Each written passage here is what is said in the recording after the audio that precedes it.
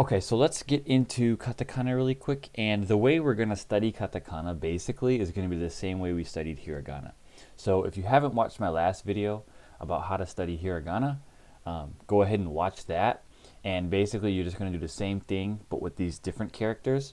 Um, and like I said, I like to use mnemonics a lot. And if you don't know what a mnemonic is, here's an example. Just I'm going to take an example from the kakikuke ko category because I used to mix up ku and ke a lot. So I don't know why these look so similar to me. This is ke, this is ku, right?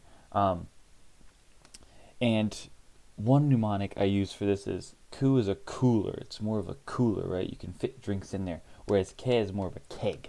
So you got the little spout here where things come out. You got your beer here, whatever you got in your keg, and you got your spout. This is where beer comes out, and you got your little beer glass here.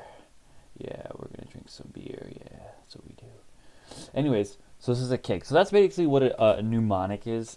They're silly, they're stupid, but they help you memorize certain characters. Especially, I use them for ones that kind of look alike. When I first started out, these looked like really similar to me. Now I obviously see the differences, but yeah. So use some mnemonics, and like I said, guys, post some of your favorite mnemonics that you think of down in the comments to help everyone out. Um, And so, as far as actually studying it, it's not going to be different from hiragana.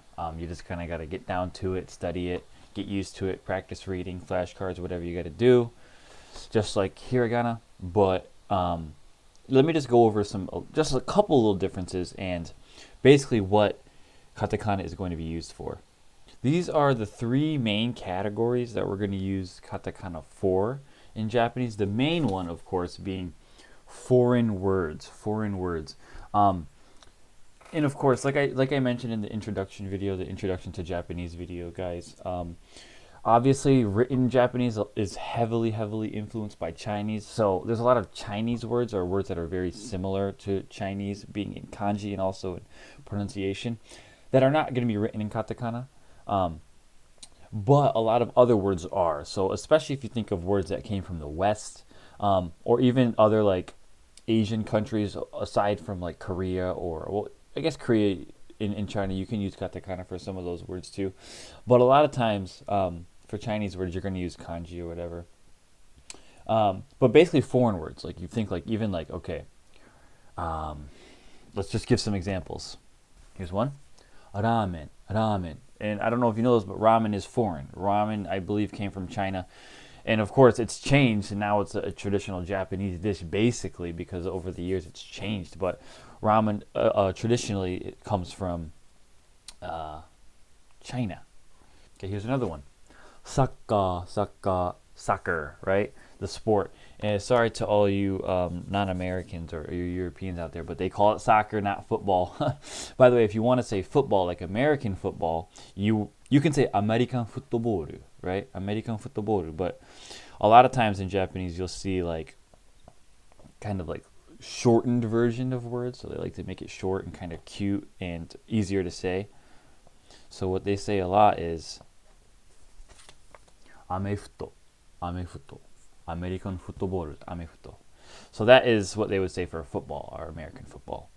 So those are just some examples of some words. Obviously, foreign words are going to be written in katakana. Also, we're going to write. If you've looked at the board here, you'd see, but a lot of slang. Like, I mean, you don't have to write certain words. Like, for example, you could write this either way, but a lot of times you'll see it like this. Like you'll have like maji. You see it either way, hiragana or katakana. Um, Stuff like that. Yeah, so slang is also included in there. And then lastly, when you get into actual Japanese media and video games and anime and stuff, you'll see it used for robotic or a lot of non-human speech. Um, so it's particularly hard to read, but kind of like slower sometimes, or like a monster's like speaking, a monster that you didn't know could speak or something, simplified language, or a robot or something like beep beep beep. My name is Taro. Nice to meet you. Hajimemashite. Taro desu. Yoroshiku onegai shimasu. Mitaina. You're gonna see that in written in katakana a lot. Um, So that's just something to keep in mind. But yeah, I think those are the three main things you'll see katakana a lot for. And one other thing I do want to say about katakana, so as far as the makeup and the structure, it's going to be used exactly like hiragana, except there is going to be one difference. Um, so with katakana, right, so we have our a, I, U, E, O sounds, right? So these can actually be connected to other sounds, right? The main one I'm thinking of right now is like, if you have fu here, there's no fa. There's no fa sound, right? Or full. But oftentimes you can use these to make those types of sounds in katakana. So let's say you want to have the word faito, faito, which in Japanese, they use the English word faito to mean like ganbatte, or like do your best, like put up a good fight, I guess. So fai, ito, faito, right? So it's going to be written like this. Faito. You're going to use a small bass sound here, one of these bass characters, a, I, U, E, O characters, and connect it with another character. Yeah, like I said,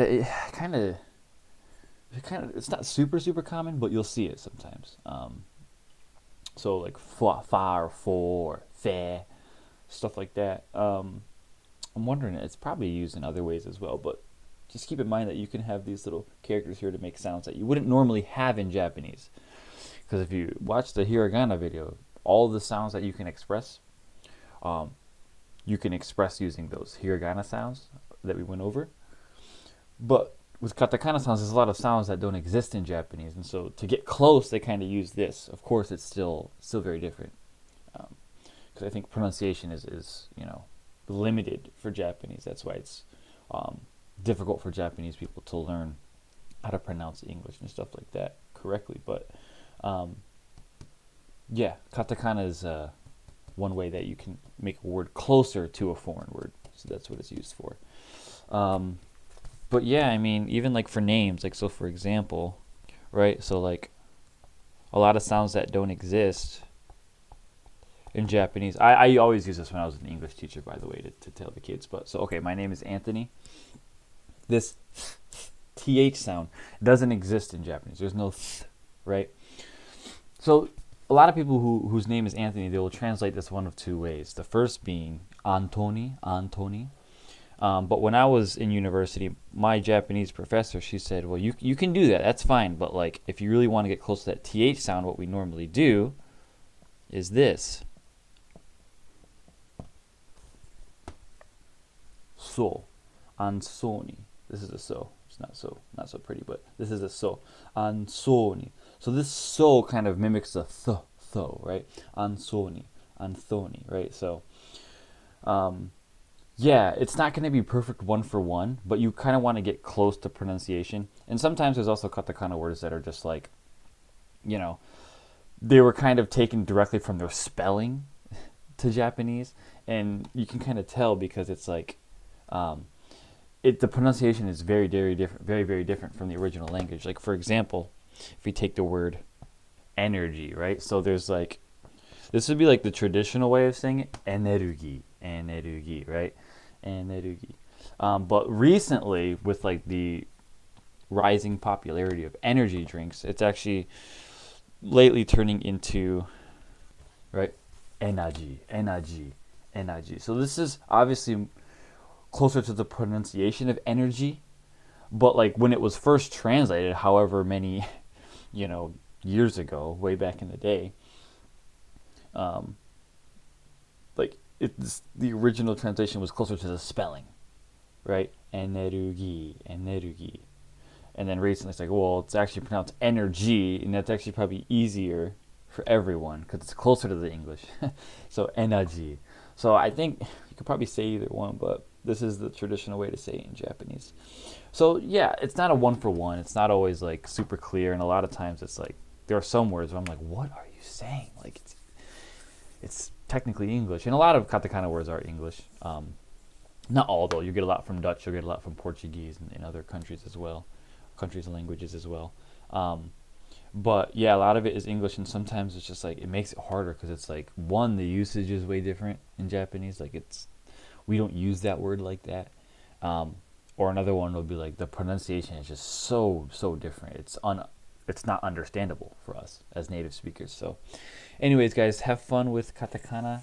Try and get this stuff memorized, and of course, prioritize hiragana. But once you have that, start tackling katakana, and then for our next lesson, we'll get into Genki 1. So if you have that book, yeah, I'd love to have you along. And even if you don't have the book, just come through and take some notes and learn some Japanese, and we'll learn grammar and how to speak and all that. Cool. All right, we'll see you guys later. Peace out.